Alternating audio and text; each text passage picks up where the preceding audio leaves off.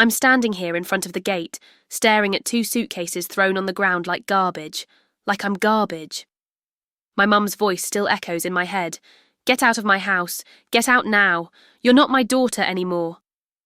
And the sound of the gate slamming. God, that sound will haunt me for the rest of my life. 17 years old. 17 years old and 5 months pregnant, with nowhere to go. My belly is showing now, you know? That little bump you can't hide with baggy clothes anymore. And that's exactly what caused the blow-up at home. My mum, Karen, has always been a harsh woman. One of those who cares more about what others will say than what her own daughter is feeling. Traditional family from the west side of Chicago, the kind that goes to church every Sunday and pretends to be saints, but at home, they're the devil incarnate. Before I continue, tell me in the comments which city you're listening to this. Story from... And subscribe to this channel now, because there's a new story every day. It's all drama, emotion and truth, the kind that seems like lies, but isn't. Man. I remember the day she found out like it was yesterday. I'd been trying to hide it for weeks, wearing loose clothes, avoiding her, but a mum's a mum, right? She has a radar for these things. She walked into my room without knocking, she always did that, and caught me in just my underwear, changing clothes. The look on her face when she saw my belly. My God, I'll never forget it. It wasn't surprise, it wasn't concern. It was pure disgust. Like I was something filthy that had stained the family name. What the hell is that, Emily? That was the first thing she said. She didn't ask if I was okay, didn't ask if I needed help. Hell. My child was hell to her. I started crying, obviously. Tried to explain it was an accident, that Tyler and I... But she wouldn't listen. She started screaming that I was a slut, that I had dishonoured the family, that the neighbours would talk, that she wouldn't be able to hold her head up in church anymore. And my dad, Richard, my dad. He was standing right there hearing everything and didn't say a word. Not one. Just stared at the floor like I was a problem he didn't want to deal with. You're getting rid of that thing, she said. Tomorrow we'll take care of this. But I refused. Even though everything had gone wrong, even though Tyler had disappeared when I told him, I couldn't... You know? It was my baby. It was part of me. And when I said no, when I said I was keeping the baby, that's... When all hell broke loose, she hit me. My own mother slapped me so hard I fell to the floor. Then get out of my house! I won't support a slut and a bastard! And she started throwing my things into a suitcase. Clothes, shoes, everything flying around the room. My dad just stood there, like a statue. I begged. I cried. I got down on my knees asking her to give me a chance, but she was possessed, completely out of control. Karen, calm down, my dad tried to say once very quietly. Shut up, Richard. You have no right to speak.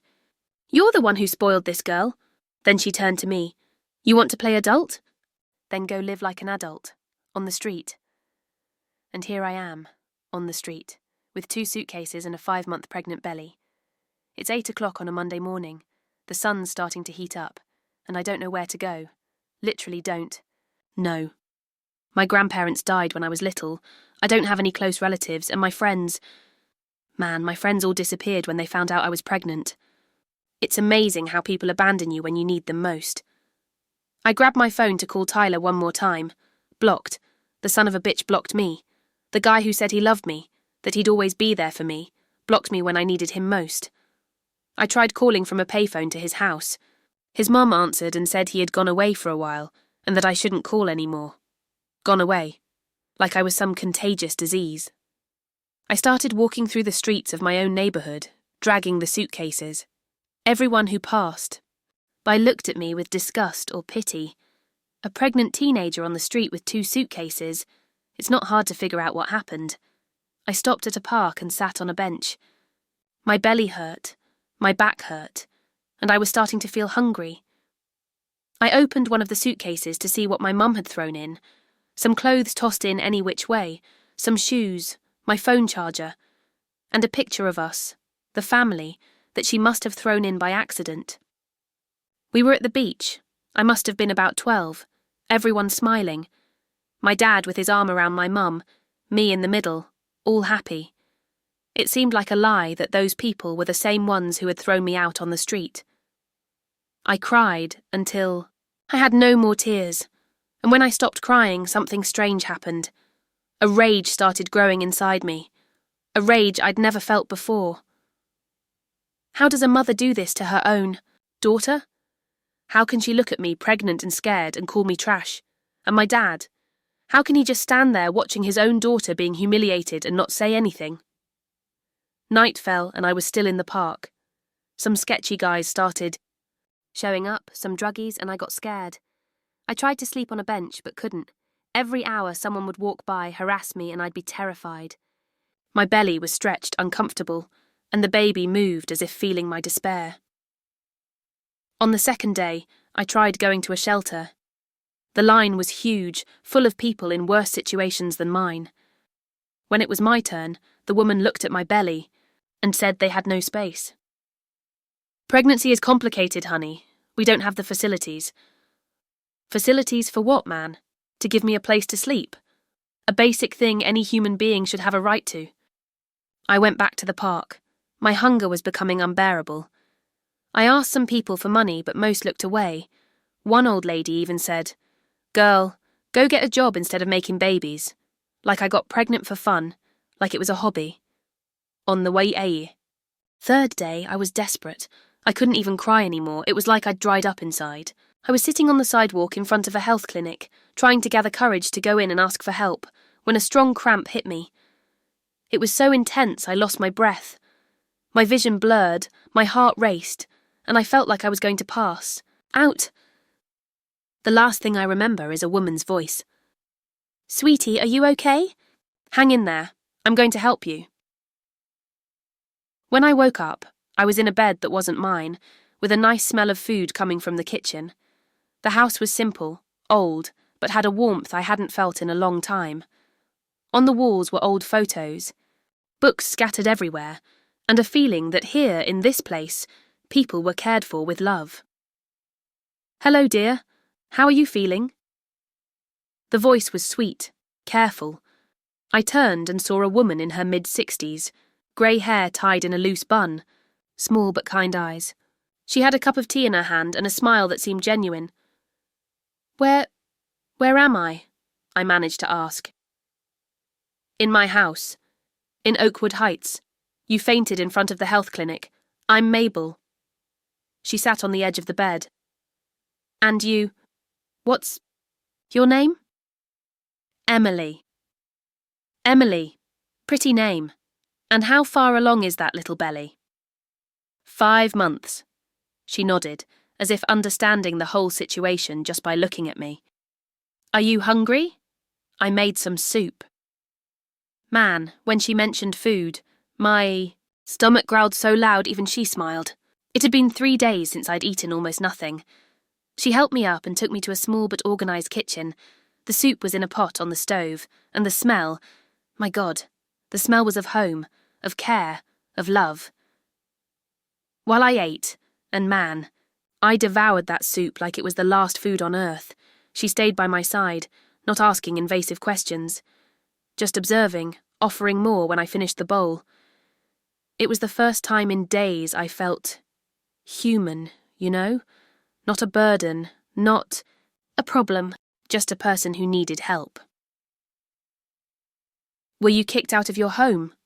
she finally asked, when I was already on my 3rd bowl. I swallowed the last bite and started crying again. But this time it wasn't a cry of desperation. It was a cry of relief, of finally having someone who cared. "Yes," I managed to say between sobs. "Because of the pregnancy." "My mum said I'm a disgrace to the family." Mabel sighed deeply and took my hand. "Honey, the disgrace is a mother who abandons her own daughter when she needs her most. That's the disgrace." And for the first time in days, I felt that maybe, just maybe, things could work out. That maybe there was light at the end of the tunnel. That maybe, in that house full of books and old photos, I could find a place to start over. But I still didn't know that Mabel's story was much more complicated than I imagined. and that our lives would intertwine in a way that not even in my wildest dreams could I have predicted. That this kind old lady who saved me on the sidewalk carried secrets that would change everything I thought about family, about the past, and about who we really were. For now, I just knew I was alive. That my child was alive inside me. And that for the first time since I left home, I had hope that we would make it. The first days at Mabel's house were strange, you know. I kept waiting for her to change her mind at any moment and throw me out. 2. Because man, who takes in a pregnant, unknown teenager into their own home? Who does that? But Mabel. She was different from everyone I'd ever known. Her house was a universe apart. 2 small bedrooms, a living room full of books stacked to the ceiling, a kitchen that always smelled of cinnamon and basil from the yard. And there was a nice silence. There, you know.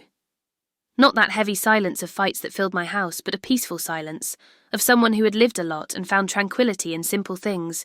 She gave me the guest room, which hadn't received anyone in years, she said with a smile. It was small, but had a window that looked out to the yard and let in golden light in the afternoon. She made a point of showing me where everything was. The bathroom, the kitchen, even where she kept the medicine, in case you need something during the night. Mabel, I said on the second day, while helping her set the table for dinner, why did you bring me to your house? You don't even know me. She stopped putting away the dishes and looked at me with those small eyes that seemed to see much more than they should. Because I've been where you are, child. Not exactly the same, but I've been lost too. I didn't understand much at the time. I thought she was talking about some financial difficulty, I don't know. I never imagined that behind that serene manner existed a story that would turn my life upside down. The following months were the strangest of my life until then. On one hand, I was experiencing a peace I'd never felt before. Mabel didn't judge. Me didn't keep asking about the baby's father, didn't make me feel guilty for being pregnant. She just took care of me, made food she knew I liked, bought prenatal vitamins with her retirement money, and every night before bed knocked on my door to see if I was okay. But on the other hand, homesickness ate me up inside. Not missing my mom, her I was just angry at, but missing my room, my things, the routine I knew. And especially I kept thinking about my dad. How was he doing? Did he think about me? Did he miss me? Or had I become just a bad memory he preferred to forget? When I reached 7 months, I started working. Mabel knew a lady who made desserts for order and needed help. Betty, a small, strong woman who lived 2 streets over. I'd go to her house every morning and stay until noon making fudge, coconut treats, little tarts. At first my back hurt a lot, the belly got in the way, and I was exhausted. But the money, man, even though it was little, it was the first time in my life I was earning money from my own work. See how capable you are, Mabel said when I brought home my first paycheck. You don't need anyone to support you. You have your own strength. And you know what? She was right. For the first time, I was starting to feel independent. Like I could take care of myself and my baby without depending on anyone. It was scary, but also liberating. It was on a Thursday, very early, that the contractions started. I was in Betty's kitchen stirring a pot of caramel when a strong pain squeezed my belly. I thought it was normal, just pregnancy stuff, but then came another stronger one, and another. Betty! I shouted, and when she came running from the living room, my water broke right there in her kitchen. Man, the panic that hit me. It wasn't fear of childbirth. It was fear of being alone, of not having anyone from my family with me in the most important moment of my life. Betty called Mabel, who came running, and the 2 took me to the hospital. The birth was... how can I explain? It hurt like hell, obviously. But when Emma was born, tiny, full of dark hair, screaming like a little warrior, something inside me changed forever. It was like until that moment I was one person, and after she came out of me, I was someone completely different. The first thing I thought when they put her on my chest was, This little one is my responsibility forever, and I'm going to do everything, absolutely everything, to protect her. Mabel stayed with me in the hospital for all 3 days, slept in an uncomfortable chair, helped me with everything, from changing Emma to teaching me how to breastfeed. And when the nurse asked who she was, I said without thinking, "She's my mum." Because that's what she had become to me. The mother I always wanted to have. The one who stays by your side, who doesn't judge you, who supports you when you need it most. We went back home and started a new routine. Emma was a calm baby, thank God, but even so. Man, being a mother at 18 with no experience is maddening. There were nights I cried along with her, not knowing what to do, and Mabel was always there, patient, teaching me, calming me, down. "You're doing very well, honey," she would say when she saw me desperate because Emma wouldn't stop crying. Being a mother doesn't come with an instruction manual. We learn by doing. In the months that followed, I created a routine. In the morning, I made some sweets at home, which Mabel helped me sell to the neighbours. In the afternoon, when Emma was sleeping, I went out to clean some houses in the neighbourhood. It was exhausting, but I was managing to save some money. I was starting to think about renting a little place for me and Emma, you know. Not because I didn't like living with Mabel, but because I wanted my own space. I wanted to prove to myself that I could do it. It was when Emma was 6 months old that my life turned upside down again. It was about 3 in the afternoon on a Monday. I was feeding Emma baby food in the kitchen when I heard someone knocking at the door. Someone knocking on Mabel's door was strange because almost no one ever came. There. The neighbourhood was kind of isolated, and she didn't receive visitors. "Can you see who it is?" she asked me because she was busy at the stove. I went to the door and, man, when I looked through the window, I almost fell backward. It was my dad, Richard, but a Richard I didn't recognise. Skinny, very skinny, with a gaunt face greying. Hair, glasses I'd never seen him wear.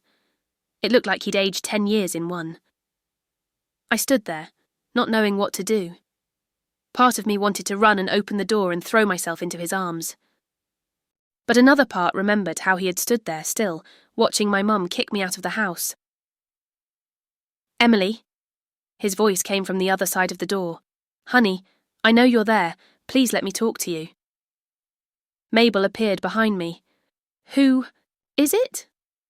It's my dad." She looked at me, waiting for me to decide. She didn't say anything, didn't try to influence me, just stood there giving me silent support. I opened the door. "Hi, Dad." Man, when he saw me, his eyes filled with tears immediately, and when he saw Emma in my arms, my God, his expression, it was like he was seeing a miracle. "My daughter, he managed to say. "How are you? And this is Emma, your granddaughter." He asked to come in, and I let him. Mabel made coffee, as she always did when receiving someone, and the 3 of us sat in the living room. Emma in my arms, curious about this unknown man, and my dad trying not to cry. "Emily, I came here because—" He started, but his voice failed. He took a deep breath and tried again. "I came to apologise. And to tell you something you need to know." "Apologise for what, Dad? For standing there watching your wife call me a slut? For not lifting a finger to defend me? For letting her throw me out on the street pregnant?" I was angry. Angrier than I thought. All those months of hurt came to the surface at once. He lowered his head. For all of that, for being a coward, for not having the courage to stand up to your mother. He raised his eyes to me. And for taking so long to come looking for you. "Why? Are you coming now?" "Because I'm sick, Emily. Very sick." I felt a chill in my stomach. "What do you have?" "Pancreatic cancer. Advanced stage. The doctors say I have 6 months at most." The world stopped. I always had a complicated relationship with my dad, but he was still my dad, you know. And hearing that he was dying, there's no way to prepare for news like that. That's why I came. Because I can't die without trying to fix things between us, without meeting my granddaughter. He looked at Emma, who was playing with my hair. She's beautiful, honey, just like you were as a baby. Mabel, who until then had just been observing, served the coffee. Would you like to hold her? She asked my dad. He looked at me, asking permission. I hesitated. Part of me wanted to refuse, wanted to make him suffer like I had suffered. But when I saw his eyes full of tears and hope, I couldn't. You can. Emma went into his arms without crying, which was rare because she was kind of wary with strangers. And my dad cried like a child. My little granddaughter, he whispered. Grandpa loves you. Grandpa will always love you. We talked until it was almost dark. He told me he had separated from my mum, that he couldn't stand living with her any more after what happened to me, that he had tried to find me before but didn't know where I was, that his illness had made him rethink his whole life. I was a terrible father, Emily. I always let your mother make all the decisions, always ran from confrontations, and when you needed me most, I failed. He took my hand. But I want to try, to make up for that now, in the time I have left. You know what hurt the most? Realising that deep down, very deep down, I had missed him, that I wanted my dad back, even after everything. And Mom? I asked. How did she react when you left home?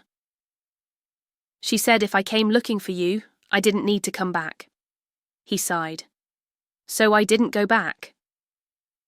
From that day on, my dad started coming to the house every week. He brought presents for Emma, spent hours playing with her, and gradually I forgave him. Not completely, not all at once, but I started to understand that he too was a victim, in a way. A victim of his own weakness, of my mother's domination, of the education he received. Mabel liked him. She said he had a good heart, just needed courage to show it, and she was right.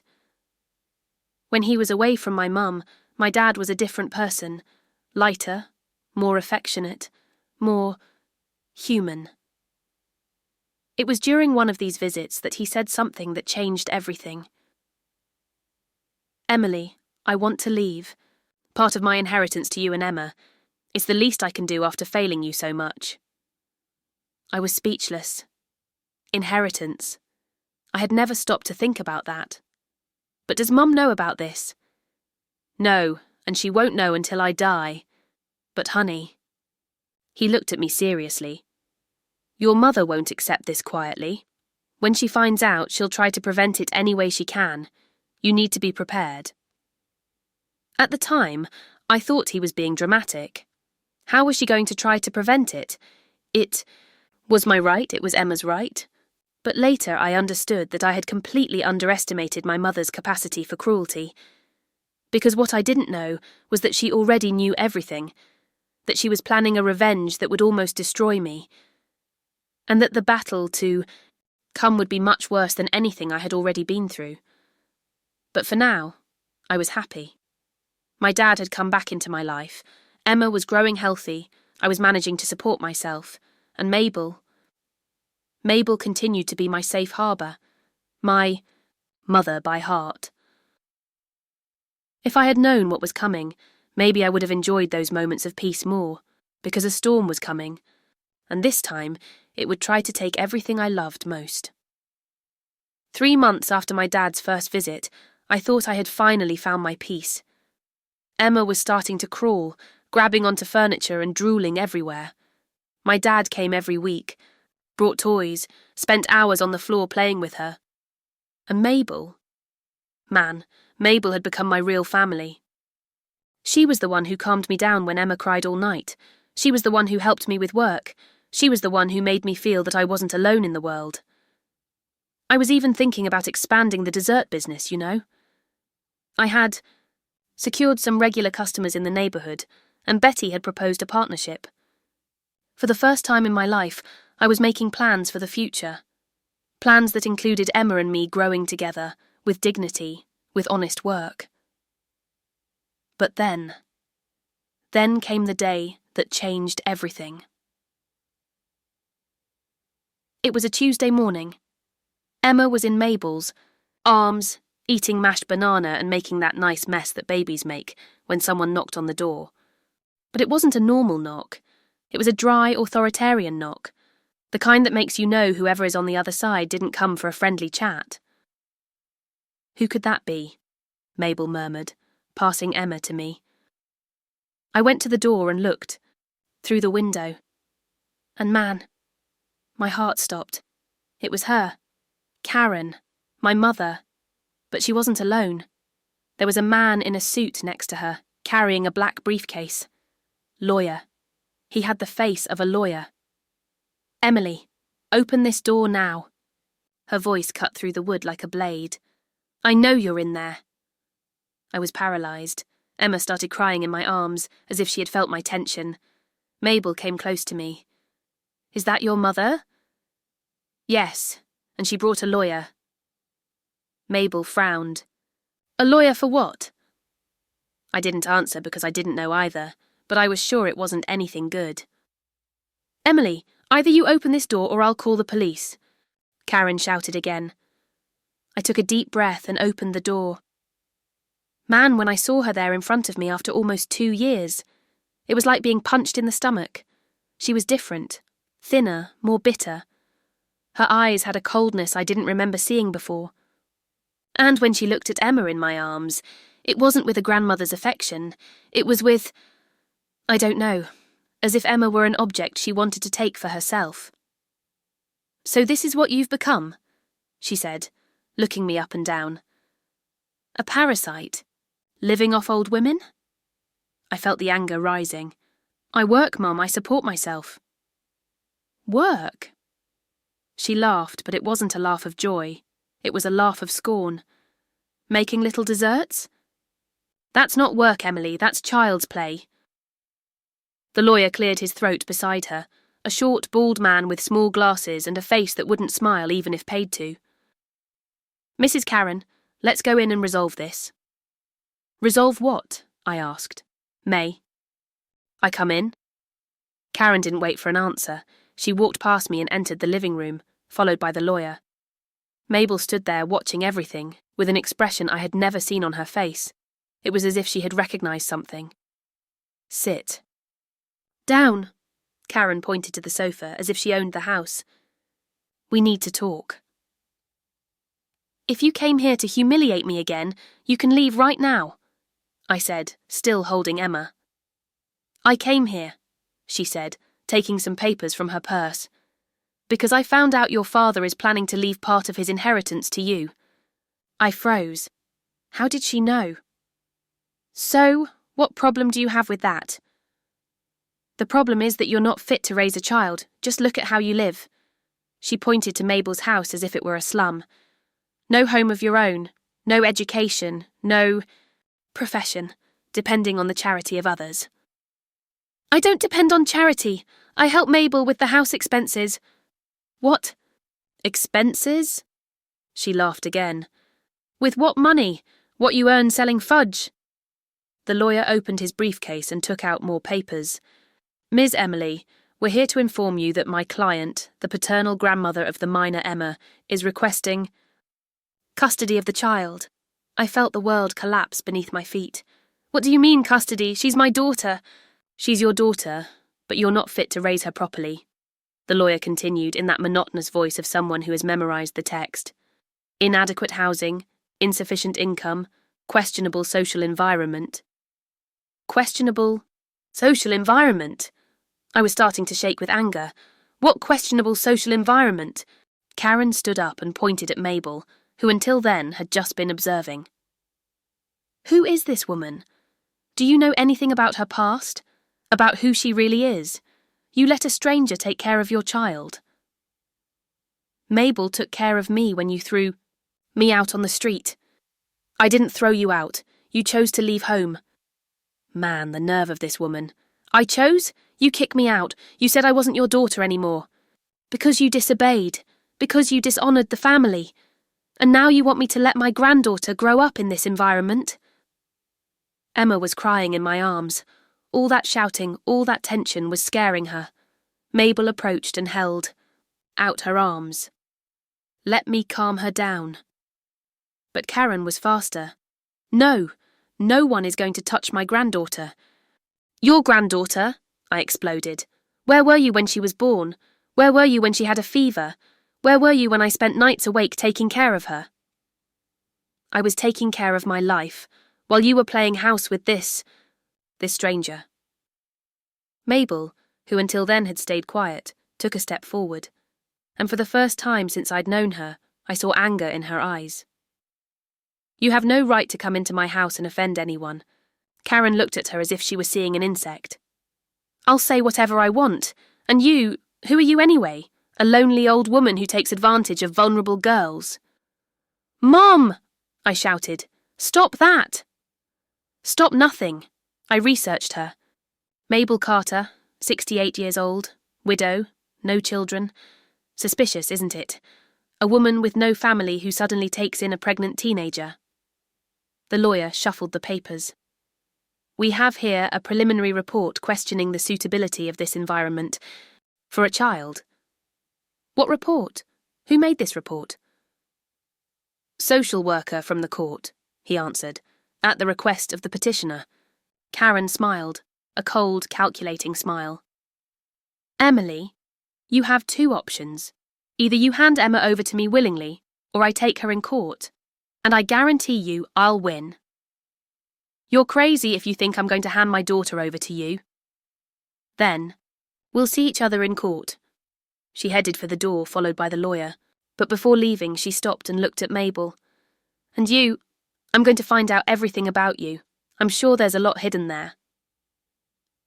After they left, I collapsed on the sofa, trembling. Emma was still crying, and I started crying, too. Mabel sat down beside me and put her arm around me. Calm down, honey. We'll solve this. How? You heard what she said? She has a lawyer, she has money, she has influence. And what do I have? You have the truth. You're Emma's mother. You've taken care of her since she was born. But what if that's not enough? What if she really does manage to take Emma away from me? Mabel was quiet for a moment. Then she said something strange. There's a lot your mother doesn't know about me. A lot she won't want to come to light. I didn't understand at the time. But later, I discovered that Mabel was talking about a secret that would change everything. The following months were the worst of my life. The legal battle began and it was devastating. Karen hired the best law firm her money could buy. She had fake psychological evaluations, bought witnesses, and even tried to bribe Emma's paediatrician to say I was negligent. I got a lawyer from the public defender's office, a newly graduated guy who did what he could, but it was obvious we were losing. After each hearing, I left more humiliated. They questioned everything: my age, my income, my place of residence, even my mental capacity to raise a child. And the worst part, they got a court order for Emma to stay with a temporary family during the process. They took my daughter away from me. They took her away one Friday morning while I screamed and begged. Man, there's no pain in the world that compares to watching your child being taken away. It's like having a piece of your heart ripped out and stomped on right in front of you. It was during this period that I met Dorothy. Dorothy was Mabel's neighbour across the street, a woman in her 70s, short, always in a flowery dress, and with a little notebook in her hand where she wrote down everything she saw from her window. At first I thought she was kind of nosy, but later I discovered she was my guardian angel. Honey, she said one afternoon when I was sitting in the yard crying, I've seen everything that's happened here, from the day you arrived, and I want to help you. How? I write down everything I see in this notebook. She showed me the worn little book. All the times you left early for work, all the times you took care of Emma when she was sick, all the times that woman came here to make a scene, everything. Dorothy became my witness, but not only that, she also became my friend. She was the one who brought me coffee when I spent nights awake crying. She was the one who accompanied me to court when I didn't have the strength to go alone. And it was through Dorothy that I discovered the secret that changed everything. It was a stormy night. Lightning, thunder, rain beating hard on the roof. Mabel had caught a high fever and was delirious. Dorothy and I took care of her, taking turns applying cold compresses to her forehead. That's when she started saying disconnected things. Karen. My girl, where are you, my daughter? Mabel, Karen isn't here, I said, thinking she was confusing things because of the fever. I didn't want to give you away. It was for your safety. They were going to kill us. Dorothy looked at me with a face of someone who had understood something. Emily, you need to see something. She took me to an old chest that was in Mabel's room. She asked me to take care of this if anything happened to her. Inside the chest were old photos, yellowed letters, documents, and at the bottom, a birth certificate that turned my world upside down. Karen Sanders Mitchell, daughter of Mabel Sanders and Charles Mitchell. My mother was Mabel's daughter. This isn't possible, I murmured, looking at the paper with trembling hands. Yes, it is, Dorothy said softly. She told me the story years ago, on a night when she drank a little too much and got sentimental. What story? Your grandmother got involved with activists during the Vietnam War. Her boyfriend, Charles, was arrested and disappeared. She was pregnant with Karen, being persecuted, in danger. She gave the newborn baby to a Catholic institution, thinking she was saving her. Everything started to make sense.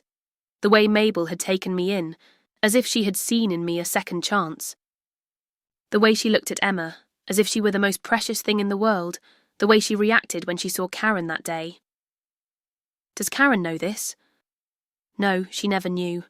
She grew up thinking she had been abandoned by a mother who didn't want her. And suddenly I understood everything. Karen's coldness, her obsession with appearances, her inability to show affection. She had grown up feeling rejected, abandoned. And when she saw me pregnant and dishonouring the family, she projected onto me all the anger she felt about her own origin. Dorothy, I said, still in shock, what do I do with this information? Whatever you think you should do, honey. But remember, the truth always finds a way to come out. I spent the rest of the night looking at those documents, trying to process everything. My mother, who kicked me out of the house, who was trying to take my daughter away from me, was actually the daughter of the woman who saved me. The woman she despised, who she called a stranger, was her own mother. The ironic thing was that Mabel had never told me this. She took me in without expecting anything in return, without trying to use this as leverage. She just loved me, as she loved the daughter she was forced to give up 40-something years ago. The next day, Mabel's fever broke. When she woke up, she saw me sitting in the chair next to the bed with the birth certificate in my hand. You know, don't you? She said quietly. Why did you never tell me? Because it wasn't my truth to tell. It was hers. And because... She sighed. Because I was afraid you would judge me. That you would think I took you in only because I saw her in you. And was it? In the beginning, maybe a little. But then you became my real daughter. From the heart. I cried. I cried from anger, from sadness, from love, from everything mixed together. And then I made the decision that would change the course of this whole story. Mabel, I'm going to tell her. Are you sure? I am. She needs to know the truth. About you, about her, about everything. And if she doesn't believe it, then she'll have to believe the documents. I arranged a meeting with Karen's lawyer. I said I had a proposal to make. A proposal that would end that war once and for all. Because you know what I had understood? That Karen didn't want Emma out of love. She wanted her out of pride, out of revenge, out of control. But when she knew the truth about who Mabel really was, when she knew that the woman she despised was her own mother, everything would change. Or at least that's what I was betting on. Because if I was wrong, if she didn't care about the truth, I would lose my daughter forever. The meeting was set for a Wednesday morning at Karen's lawyer's office, a fancy building in downtown Say. Chicago with marble floors and huge windows overlooking the city. I felt completely out of place there with my cheap clothes and my trembling hands clutching a folder full of documents. Mabel wanted to come with me, but I asked her to stay home. I needed to do this on my own. Dorothy came instead, my silent support, sitting in the waiting room while I went in to face my mother. Karen was already there, sitting behind a large mahogany desk with her lawyer beside her. She looked perfect as always. Expensive clothes, perfect hair, not a wrinkle in sight. But her eyes were cold and empty. "Well, what's this proposal?" "You're so eager to share," she asked without even saying hello. I sat down across from her, trying to control my shaking hands. "I want to make a deal." "What kind of deal could you possibly offer me?" "I'll drop any claim to Dad's inheritance, all of it. You can have everything. Just leave Emma with me." She laughed, actually laughed out loud. "Oh, Emily, you really don't understand, do you? This isn't about the money. This is about doing what's right. And what's right is taking that child away from your unstable environment." "It's not unstable. I have a job. I have a home. I take care of her." "Please, you make cupcakes and clean houses. That's not a career. And that old woman you live with, we've been investigating her, you know. She's not who you think she is." This was my opening, the moment I'd been preparing for. "You mean the fact that she's your biological mother?" The silence that fell over the room was so thick you could cut it with a knife. Karen's face went from smug to shocked in a split second. The lawyer looked between us, confused. "What did you just say?" Her voice was barely above a whisper. I opened the folder and spread the documents on the desk: birth certificate, adoption papers, old photographs. "Mabel Sanders is your biological mother. She gave you up during the Vietnam War when your father was arrested. She was being hunted by the authorities for her anti-war activism. She thought she was protecting you." Karen's hands were shaking as she picked up the birth certificate. Her name. Mabel's name.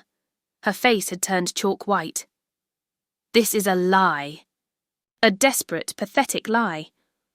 "It's not a lie. DNA tests will prove it if you want. But deep down, I think you already know it's true. Why else would you hate her so much without even knowing her? Why else would you be so obsessed with a woman who's just a stranger to you?" The lawyer cleared his throat. "Mrs. Mitchell, perhaps we should take a recess." "Shut up!" she snapped at him. She was still staring at the documents, her perfectly manicured nails digging into the paper. "So what if this is true? What difference does it make now?" "It makes all the difference," I said, leaning forward. "The woman you're trying to paint as unfit to be around Emma is your own mother, the woman who's been there for me when you weren't, the woman who's shown more love to Emma in 6 months than you have in your entire life." "You have no idea what love is," she hissed.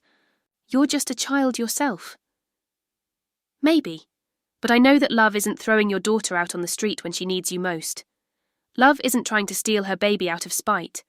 Love is what Mabel showed me, accepting me as I am, helping me stand on my own feet, teaching me to be a mother when I had no idea what I was doing. I could see something breaking in Karen's eyes, some wall that had been there forever, crumbling just a little. "She abandoned me," she whispered. "If she's really my mother, she abandoned me. She saved you, and she spent the rest of her life regretting it and searching for you. She found you once, years ago, but you were already married with a perfect life. She thought it was best not to disrupt everything." Karen stood up abruptly, turning to look out the window. Her back was rigid, her shoulders tense. "I need to think about this. While you're thinking, I want my daughter back. Today. Not in a week, not after another hearing. Today." She turned around, and for the first time, I saw something in her eyes I'd never seen before. Uncertainty. Vulnerability. "I'll call the foster family," the lawyer said, looking between us. "But this doesn't mean we're dropping the case." "Yes, it does," Karen said quietly. "Call them. Tell them to bring the child to." She paused, struggling with the words. To her mother. I couldn't believe what I was hearing. You're giving up? The custody case? She sat back down, suddenly looking very tired and much older. I need to verify these documents. I need time to process this, but yes, for now, Emma goes back to you. 4 hours later, I was holding my baby again, crying tears of joy as her little hands patted my face like she was making sure I was real. Dorothy drove us home, where Mabel was waiting anxiously on the porch. When she saw us get out of the car with Emma, she nearly collapsed with relief. Thank God, she kept saying over and over. Thank God. That night, after Emma was asleep in her crib, I sat with Mabel in the kitchen. She's going to come here, I told her. She wants to talk to you. Mabel nodded, her hands wrapped around a mug of tea. I've been waiting for this conversation for over 40 years. Are you scared? Terrified, she admitted with a small smile. But also hopeful. Does that make sense? It did. Because despite everything, Karen was still my mother. And despite everything, I still hoped that somewhere, beneath all that, anger and bitterness, there was a woman capable of love. Karen came the next day. Alone, without the lawyer, without the fancy clothes. She wore jeans and a simple blouse. I'd never seen her dressed so casually before. She looked different. Smaller, somehow. I opened the door and she stood there awkwardly. Can I come in? I nodded and stepped aside. Mabel was in the living room, sitting in her armchair, her hands folded in her lap. When Karen walked in, the two women just stared at each other for what felt like forever. I could see it now, the resemblance, the same straight nose, the same stubborn chin. Why? Karen finally said. Why did you give me away? Mabel's eyes filled with tears. Because I thought you would die if I kept you. They had already killed your father. They were looking for me. I had nowhere to go, no one to trust. You could have tried harder. Yes, Mabel agreed, her voice breaking. Yes, I could have. I've told myself that every day for 45 years.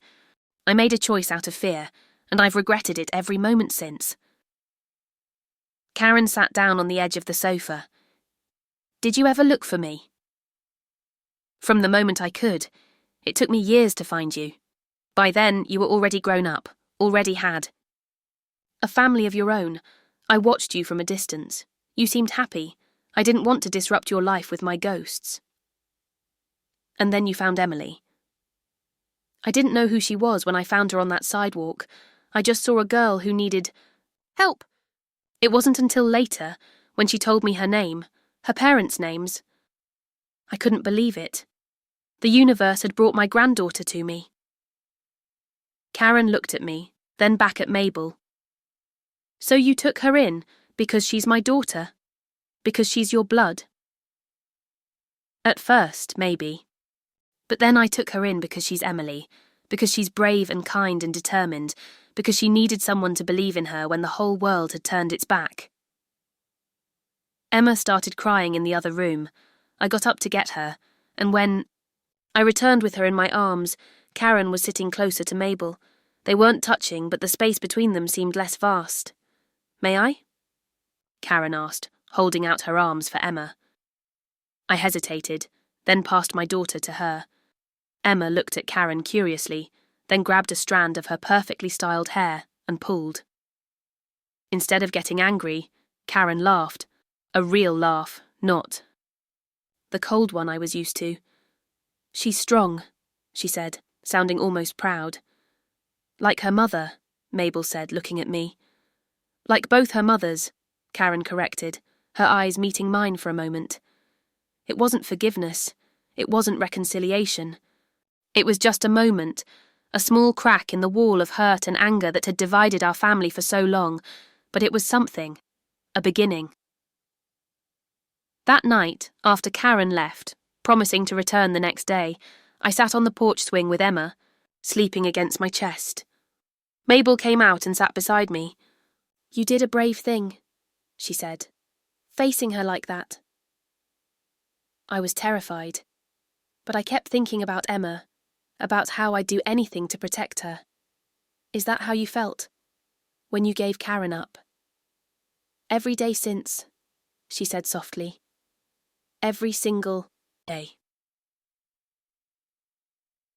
We sat in silence, watching the stars come out. 3 generations of women bound by blood and pain and somehow by love. A broken circle slowly beginning to mend. Do you think she'll ever forgive you? I asked. I don't know. Some wounds run too deep, but maybe we can build something new, something different. Mabel reached over and stroked Emma's hair. Something better for this little one. The weeks that followed were strange and tentative. Karen started coming to visit regularly, not for long at first, just an hour here, a meal there. She and Mabel circled each other cautiously, finding their way through decades of absence. My dad came too when he was strong enough. He was getting weaker, the cancer spreading through his body. But seeing the 3 of us together, Karen, Mabel and me, seemed to give him a kind of peace. I never thought I'd see this day, he told me one afternoon as we watched. Karen showing Emma how to stack blocks in the living room. Your mother, she's different.